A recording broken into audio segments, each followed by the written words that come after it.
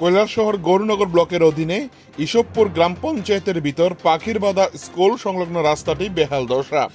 ওই এলাকায় প্রায় 150 থেকে 200 পরিবারের মতো লোক বসবাস করছে। সামান্য বৃষ্টি হলেই জল কাদায় একাকার হয়ে যায় উক্ত রাস্তাটি। স্থানীয় গ্রাম পঞ্চায়েতকে এলাকাবাসীরা লিখিতভাবে এবং মৌখিকভাবে জানানোর পরেও কোনো ভূমিকা গ্রহণ করেনি। কার্যত এক প্রকার বাধ্য হয়ে এলাকাবাসীরা আজ রাস্তা সংস্কারের কাজে হাত লাগায়।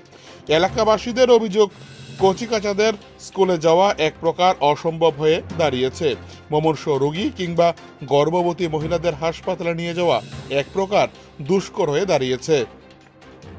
যানবাহন চলাচল করা এক প্রকার ওই রাস্তা দিয়ে অসম্ভব হয়ে দাঁড়িয়েছে। পাশাপাশি প্রতিদিন ঘটছে ওই এলাকায় দুর্ঘটনা।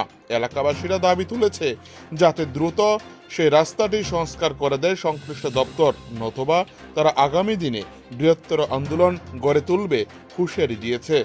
কৈলাসহর থেকে নিজস্ব প্রতিনিধির রিপোর্ট, টিভি 100 বাংলা। বলেছেন যে পঞ্চায়েতে গিয়া সেই কথা আমিও বলতেছি। এই রাস্তার দিকে আমরা সবাই হাঁটাচলা করি, কিন্তু আমরা হাঁটার মতো কোনো অবস্থা নাই। বাইক লইয়া টুকটুক লইয়া এখানে অ্যাক্সিডেন্ট ঘটে, কিন্তু আমাদের কথা তারা কেউ শুনতেও রাজি নাই।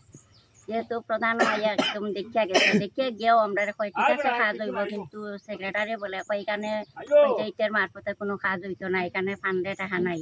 তবুও মানে দেখছি আমরা খুব ফাঁকি মিনতি করিয়া মানে কাজটা করানি লেগে তখন হরিবোধে গিয়া বাধা দিচ্ছে। এটা এই এলাকার মধ্যে কত পরিবারের বসবাস আছে আনুমানিক এই রাস্তা দিয়ে? 150 পরিবার আছে এখান থেকে এইদিকে। তখনও মানে আমি আমার মেম্বারের সাথে আলাপ করে কইছি আমার এলাকাবাসী পাড়ার সব লইয়া আমরা এখানে কাজ আরম্ভ করি। আমার কাছে কোনো জাতিগত নাই যে সিপিএম কে, কংগ্রেস কে বা বিজেপি কে, আমার কাছে সবাই সমান। আমরা সবাই লেগে আমরা উদ্যোগ আছি, আমরা সবাই নিয়ে চাপিয়া পড়বো। এটাই আমার। এটা কয় নাম্বার ওয়ার্ড? 6 নম্বর ওয়ার্ড, 10-11 নং আসন। নমস্কার, এটা আমরা ইসবপুর গ্রাম পঞ্চায়েতের 6 নম্বর ওয়ার্ড। রাস্তা বিগত 5-6 বছর থেকে বেহাল অবস্থা। বর্ষার সিজনে আমরা হাঁটাচলা করতে পারি। অনেক মেয়ে লোক এখানে পড়ছে, অনেক ছেলেও বাইক নিয়ে পড়ছে, টুকটুক একদিন উল্টিছে।